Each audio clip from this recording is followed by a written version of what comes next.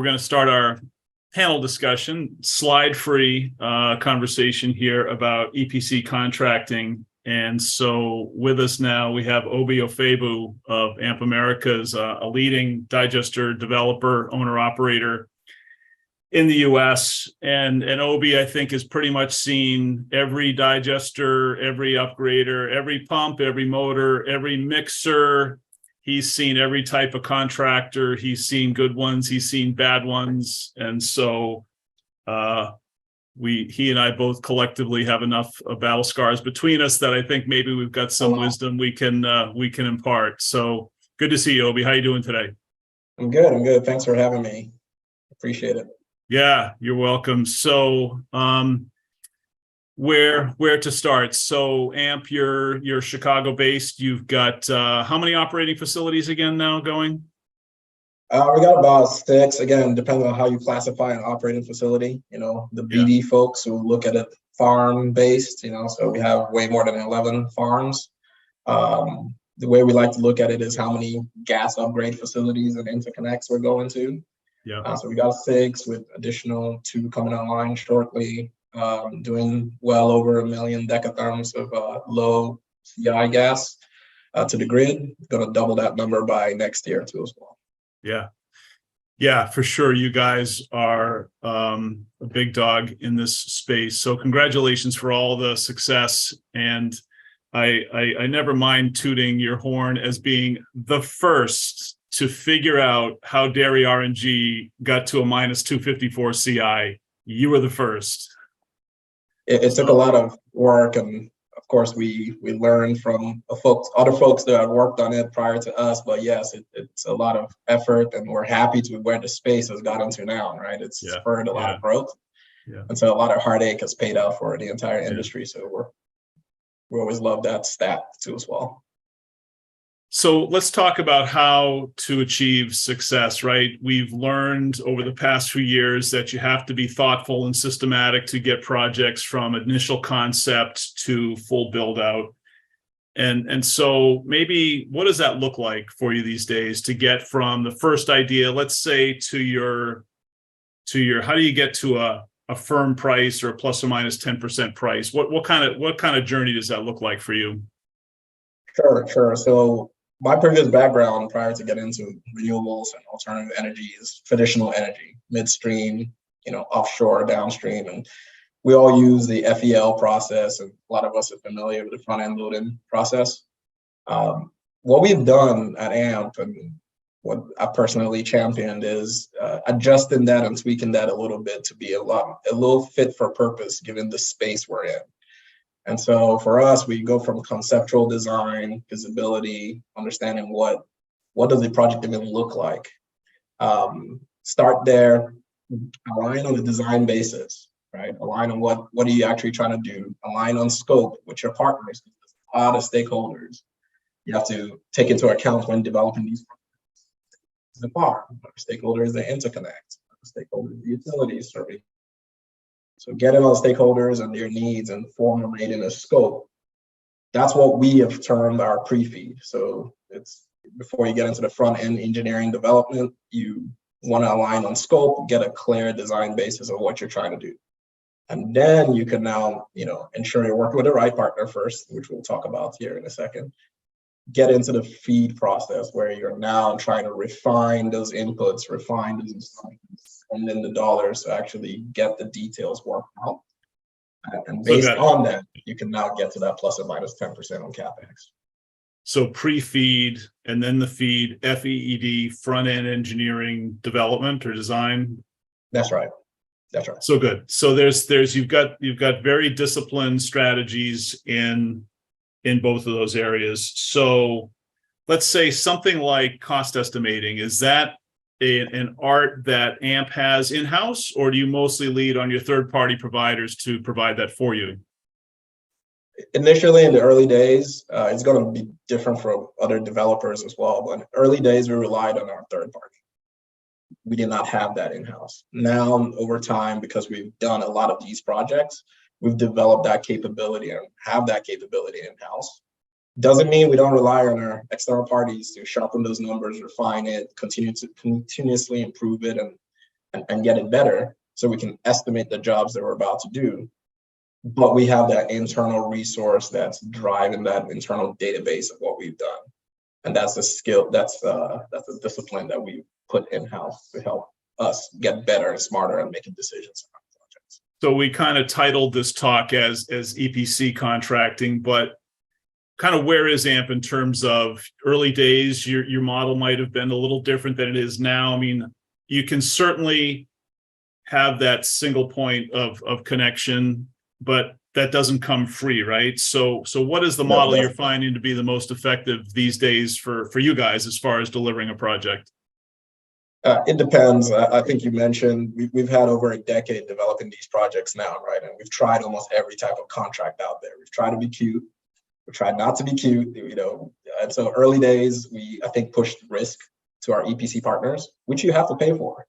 That's a common misconception, is I can push risk to the EPC partner and not pay for it. And so we have since evolved from that point on, and now we're settled on a couple of different approaches. There's no one size fits all for the projects. It all depends. But I think what we like the most is EPCM approach. Okay. And we're leveraging that more and more. Doesn't mean it works for everybody. It's just because of where AMP's capabilities are and what we've done. That's a good fit for our model. So play that out for us. EPCM, engineer, procure, construction manage, where you have a general contractor, you bring them in to come construct and install the equipment as designed under the supervision of an engineering house. For some other folks, a pure EPC approach works, which the engineering firm could lead the construction effort. No need to go out and source a general contractor.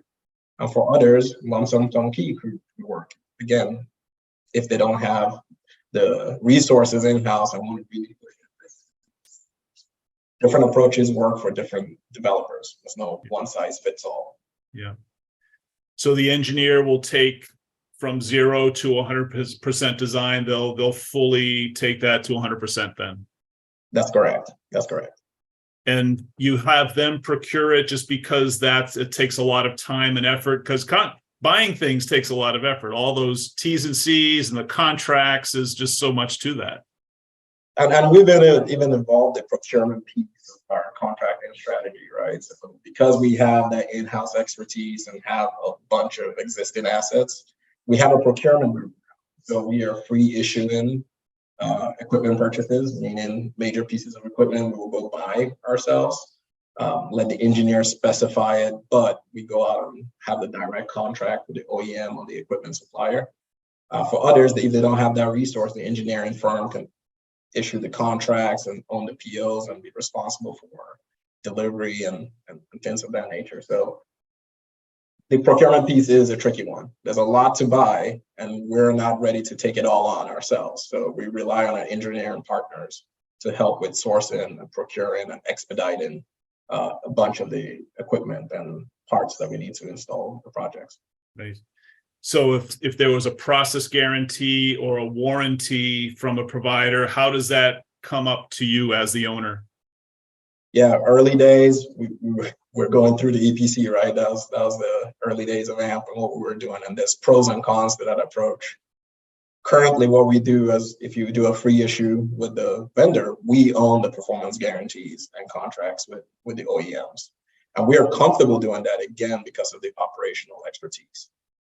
Not everyone should go down that path because you are absorbing some of the risk. So I want to make sure we're clear. There's no one size fits all on this. But for us, we found this to be the right strategy, again, given our experience operating these assets. So then you'll need some pretty strong partners. Like, what is your selection criteria for, let's say, the engineering company or the GC? How do you vet them, and what kind of firms are you looking for? Yeah, so for us, again, I'll speak for AMP, and then I want to make sure that it's clear for other developers that are looking, or other folks in the industry that are looking for partners. The EPC house is your partner, and so you have to approach contracting with EPC as a partnership. And so getting to execute a contract with an EPC, you have to know what you want. And so a good fit in terms of execution approach. Can the EPC partner execute the way you want? I'll tell you a quick story of trying to do a T&M job with someone that always does lump sum turnkey. Disaster, right? I have battle scars to show for it. I'm sure you've gone through that road yourself, Paul. So figuring out how they execute, how does that compare with the way you want to execute, making sure that that's their capability. And you also want to look into their capabilities as well. What do they keep in-house? What do they outsource? What are you comfortable with? Some folks outsource, everything but process, right? Or mechanical and process that keep in-house, outsource controls, outsource civil. You have to understand what you're comfortable with, because again, that there's pros and cons to multiple approaches, and you want to know which one fits your needs the best. And then other things we look for is scale, right? So for us, at the stage of the journey we're in, we're looking for multiple projects to be built simultaneously, multiple states. So, I think we can talk a little bit more about size and what sort of partner do you want to go with to help address those business needs that you have. And so those are some of the factors we're looking to when selecting a good partner. Right. So how about the term open book? Is that, when you say, you mentioned T&M, does that kind of tie into open book? It does. So there's a couple of ways you can look at open book. Some approaches during the initial feed efforts, where they're doing the initial design to get to 30%, or then some people go as much as 60%. They'll show you the costs and show you the margins, show you what they're making. I haven't found an EPC partner that's in this to do this job for free, right? So as long as you understand that you're in the business to make money and you're in the business to incentivize their success to be your success, you can take that open book approach with them. They'll show you open book, the cost, and then gets to a certain point. Some EPC partners want to close the book, meaning, hey, this is what we think is going to cost. There's some risk in here, put some contingency dollars, but we're going to close it now, and we want you out of the way. We're going to take it from here to the finish line. That is one approach, and it works well for some. T&M is really open book all the way to the finish line, right? So as you need them, as they're working, as they're racking up hours, effort, you're getting charged directly for it. You can take that approach if you really want strict control, depending on the complexity of the job, depending on your experience executing this, the job. And so there's different pros and cons to that approach. So the different methods of using an open book estimate. And I think what's been industry standard now is you keep it open up until 30 or 60% design when you feel a little more comfortable with the cost. And then you can let the partner close the book and let them go execute and do what they do best. Right. So no doubt, I'm sure you've had tough projects, right, where at some point the appeal of a fixed lump sum is that it's fixed, right? But you're paying for that. So if you open yourself up to a time and materials basis, you're a little more vulnerable to cost overruns, right? And so you've figured out how to manage that. We have, and I would also say that with lump sum turnkey contracts, if you don't get alignment on the scope, you could still get change orders. It's not as fixed as you think, right? So there's a loophole on the scope, right? You could still get a change order, get hit with change order. So what lump sum turnkey does for you, though, is it pushes the risk. Generally, this is what the cost of a project will be, and this is what you're paying your partner to go execute that for you on. And so we figured out a nice little blend on how to control cost and risk, and that balance is important. So it sounds like that scope of work is an important document. Is that more on your camp to develop, or is that on your third party to develop that work scope? I would say we develop it jointly, right? So initially we have an idea of what we want, but you want buy-in. Again, treat your EPC firms as your partner. You want buy-in from them on the scope of work. Make sure when you say you want a sandwich, it's clear, turkey sandwich, and get as detailed as possible in the scope of work.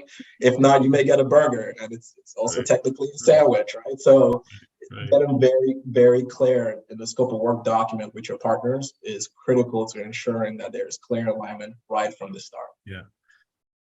So how about level of quality? So it used to be in this dairy space, it was all about low cost, right? Because the paybacks were very thin and things were built on the cheap. But now, we're starting to invest in quality. The systems we're building are actually quite beautiful to look at. There's a lot of shiny pipe.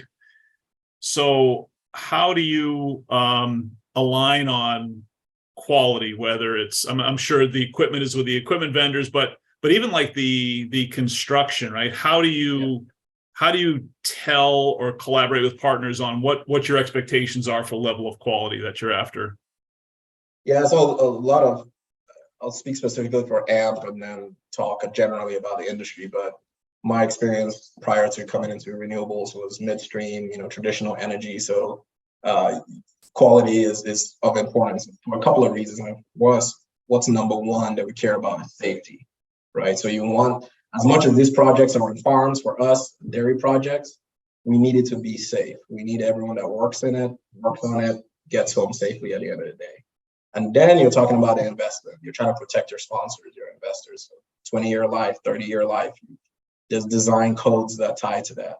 So for us, in terms of quality, we don't, we want a fit for purpose approach, but our eye is on what are our objectives with the project or the asset we're developing. So if safety is paramount, we pick codes and standards that make sure we maximize that and ensure people that work on it go home safe. And then you move on to the longevity of the plant, the design life.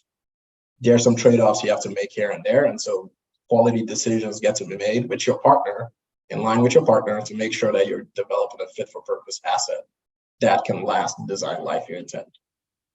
So you mentioned specs and codes. So codes are kind of codes, right? Depending on the industry and the county you're in. Specs are a little more subjective, right? Does AMP do you have your own specifications? We've arrived there through trial and error, I'll be honest. Some borrowed from midstream, some borrowed from, gas associations and different bodies, best practices, let's call it that. So there's a bunch of industry best practices that we've learned from over the years. Through our experience, through operating the asset, we figure out which codes, deliver the intent that we want. And so we have created our own set of specs. But we also rely on our EPC partners to, of course, review it, make sure it's fit for purpose. Do you have any challenge? We go back and forth regularly. We may want a different spec and they want something slightly different, and we try to understand what's driving that decision. And once we align, we can move forward and have a successful project.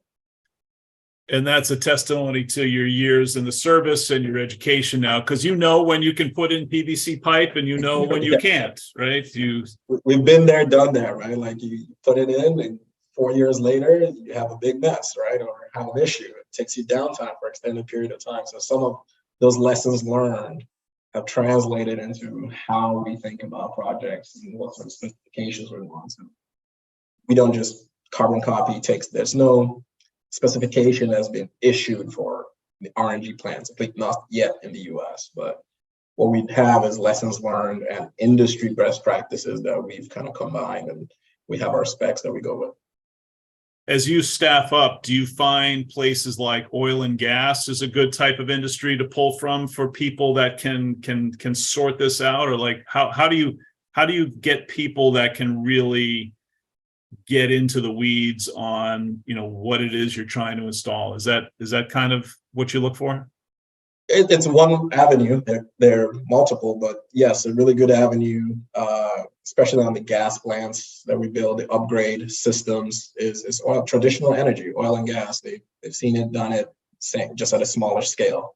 Midstream is typically our best area within traditional energy, simply because compression is compression, right? And a lot of folks understand compression and piping and fluid dynamics. But the digester, traditional energy doesn't, sometimes they struggle around the biological portion of digesters. And so there's other avenues we look at, like alternative plants, ethanol processing. There's different things we look at in order to address some of the things associated with digesters. Multiple avenues we go to get the resources. So how do you come up with good contracts then? Have you developed your own contracts, or have you worked from some of the prepackaged templates that are available out there? No, we developed our contracts, again, lessons learned over the years. There's some prepackaged contracts we've looked at that, to be honest, sufficient, minor tweaks could work. But our contracting structure documents has been developed over the years of lessons learned. Wrote a contract one way, paid the price for it, captured that lessons learned, and tweaked the contract next time. And so that repetitive iteration of the contracts has led to what we currently use.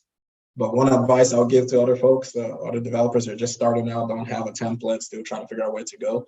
Your EPC partner could be a good starting point because their contract is a bunch of lessons learned from different customers, and they're solving for their own interests.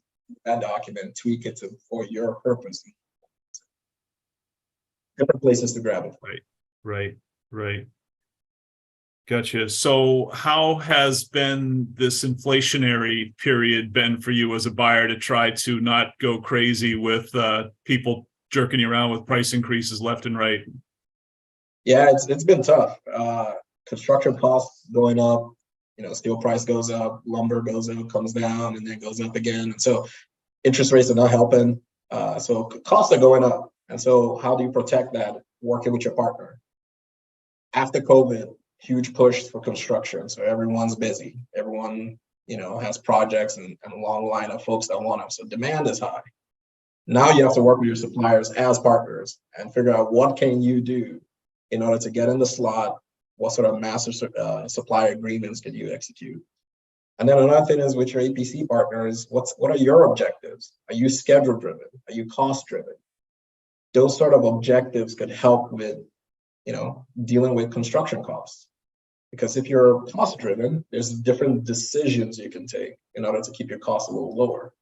If you're schedule driven, and you have to understand that there's some costs you need to incur in order to meet the timelines that you want. And so just having that engagement with your EPC partner on what your business needs and objectives are and bringing them early in the design process will help with helping you navigate just the craziness out there when it comes to construction costs. There's an old cliche that once you embrace an EPC model, you're immediately at odds with that EPC because your motives and theirs are a little different, right? You're about speed and getting as much as you can, and the EPC is all about trying to maximize their profit. So do you feel like you've arrived at you speak of the term partnership, which is great, right? If it can work. So you've mentioned how you can avoid change orders, right? That at the end of the day, that's really one thing you're trying to avoid. And so any other tips on avoiding change orders? What are the key documents? Like, is the P&ID? Is it the scope delineation matrix? How do you really, so contracts can get to be like 600-800 pages by the time you're done. Right. Like what really are the key documents that you focus on? Yeah, so my background is process engineering, right, by training. So of course I want to say P&IDs are the most important documents out there, but there's a lot of important documents. It's like your kids, right? You can't pick one and say that's the most important. I would say the scope document is very important because that allows you to drive alignment with your EPC partner. So the scope document is important. Your design basis documents is important because that also lets your EPC partner and you align on how they're going to execute the scope. There's also the planning document, how it's going to be done. The P&ID is another great document, but these all work together to ensure that you're driving alignment with your EPC partner because you are right. They are there to maximize profits for their ventures. Let's not get anything twisted there.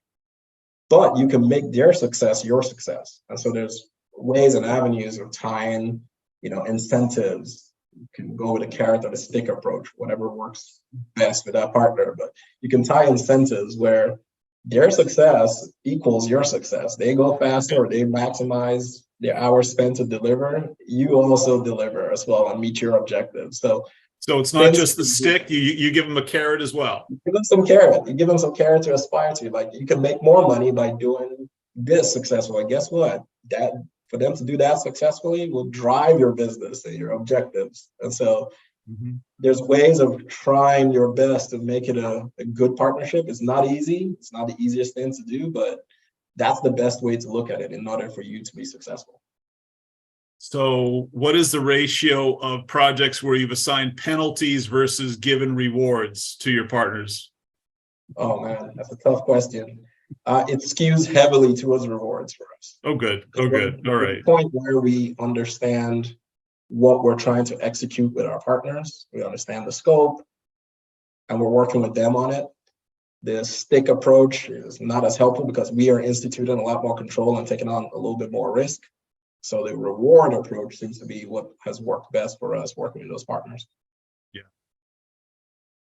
Nice. Well, good. So we're looking at time here.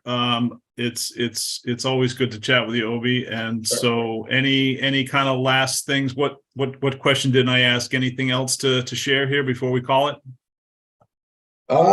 I think is understanding trade-offs. So everyone needs to understand the trade-offs. What are they looking for? Before picking an EPC partner, you need to kind of self-reflect internally. Like, what are you looking to do? You want to take on more risk? Do you want to push all the risk to the partner? A lot of that will determine what firm you pick, and what sort of contracting structure you select. So understand your business objectives, understand, what trade-offs you're willing to live with. Spend that time early on alignment. And once you're aligned, then life gets easier as you go into execute phase of a project. So scope alignment early, as they say, think slow to move fast, so take the time early on and to pay off on the back end of projects. It's always so tempting to just put your foot on the gas and just say, we got to do things by tomorrow, but that's not always practical, is it? It's not always practical. It ends up biting you in the ass and you spend more money. So. Yeah. Well, good. Well, congratulations to AMP on all the success you folks have been doing. You're true industry pioneers and leaders in this space, and all the best here in the coming years, Obi. Always good to see you. Appreciate it, Paul. Thanks for having me. All right. Take care now. Okay. Bye, Obi. Thanks.